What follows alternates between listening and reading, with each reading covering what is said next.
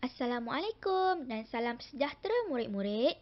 Hari ini Cikgu Farhah akan mengajar subjek pengurusan kehidupan, komponen pengurusan diri.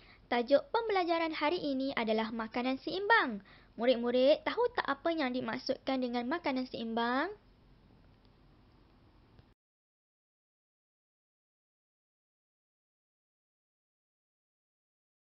Makanan seimbang ialah pengambilan makanan yang cukup untuk keperluan dalam tubuh badan. Manusia memerlukan makanan dan vitamin untuk pembesaran dan menjaga kesihatan. Murid-murid perlu mengambil makanan dalam kuantiti yang mencukupi, iaitu tidak kurang dan tidak juga makan secara berlebihan.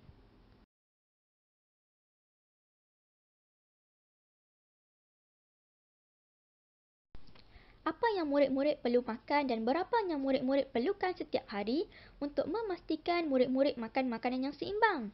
Cuba lihat gambar piramid yang terdapat banyak makanan ini. Ini adalah piramid makanan Malaysia. Murid-murid boleh mengikut saranan piramid makanan Malaysia yang terdiri daripada 4 aras. Aras yang paling bawah adalah aras 1. Contoh makanan pada aras 1 adalah buah-buahan. Perlu diambil 2 sajian setiap hari dan sayur-sayuran perlu diambil lebih daripada 3 sajian. Seterusnya, makanan di aras 2 pula adalah makanan yang perlu diambil dalam kuantiti yang banyak, iaitu 3 hingga 5 sajian setiap hari. Makanan pada aras ini adalah makanan yang tinggi karbohidrat, seperti nasi, bijirin, roti dan ubi-ubian.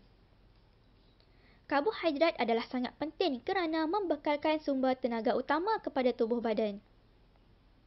Makanan pada aras 3 pula adalah makanan yang tinggi kandungan protein, contohnya seperti ikan, ayam, daging dan telur.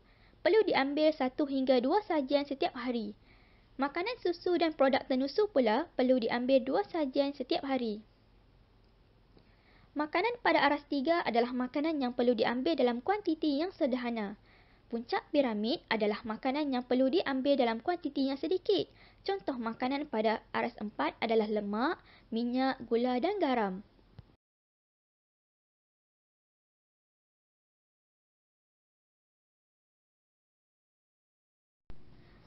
Paling penting jangan lupa 6 hingga 8 gelas air kosong setiap hari ya.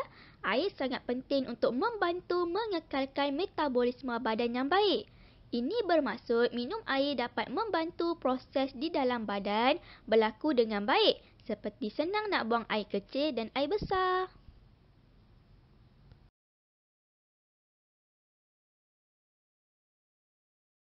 Bagaimana nak tahu setiap kali makan kita mengamalkan makanan yang seimbang? Murid-murid boleh mengikut saranan Pinggan Sihat Malaysia setiap kali makan. Pinggan Sihat Malaysia mengandungi semua kelas makanan dalam jumlah mencukupi. Pinggan Sihat Malaysia ada 3 bahagian: suku, separuh. Suku pertama adalah makanan pada aras 3 iaitu karbohidrat. Contohnya seperti nasi, roti, mi dan kentang. Karbohidrat ambil sebanyak saiz genggaman. Suku kedua pula adalah sumber makanan protein atau lauk seperti ikan, ayam dan daging. Ambil dalam kuantiti sebanyak saiz tapak tangan. Separuh pinggan lagi adalah sayur-sayuran dan buah-buahan. Kuantiti yang diambil adalah sebanyak saiz cekup tangan. Pinggan Sihat Malaysia boleh digunakan ketika sarapan, makan tengah hari dan makan malam.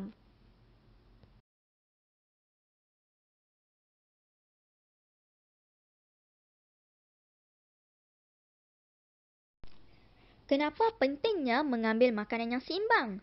Yang pertama, untuk memastikan murid-murid membesar dengan tubuh badan yang lebih sempurna. Yang kedua, untuk mengawal berat badan supaya tidak obesiti.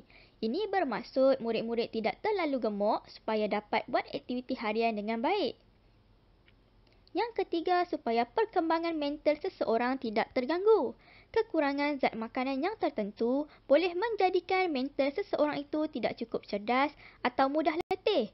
Keadaan ini menjadikan seseorang itu susah untuk berfikir untuk menyelesaikan masalahnya dengan lebih baik berbanding dengan orang yang mengambil makanan seimbang.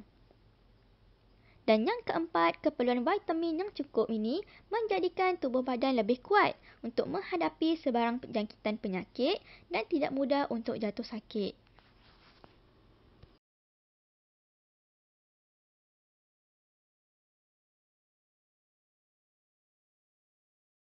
Apa pula kesan buruk jika tidak mengamalkan makanan yang seimbang? Pertama, berat badan akan berlebihan atau obesiti. Kedua, akan mudah mendapat penyakit. Contohnya, apabila murid makan garam berlebihan, akan menyebabkan penyakit darah tinggi. Kesan yang ketiga, karies gigi atau gigi berlubang. Murid-murid suka makan benda manis-manis seperti aiskrim dan gula-gula secara berlebihan boleh menyebabkan gigi berlubang. Kesan yang keempat adalah sembelit atau kesukaran untuk membuang najis. Sebab tu pentingnya makan sayur. Sayur bertindak sebagai pelawas untuk memudahkan membuang air besar.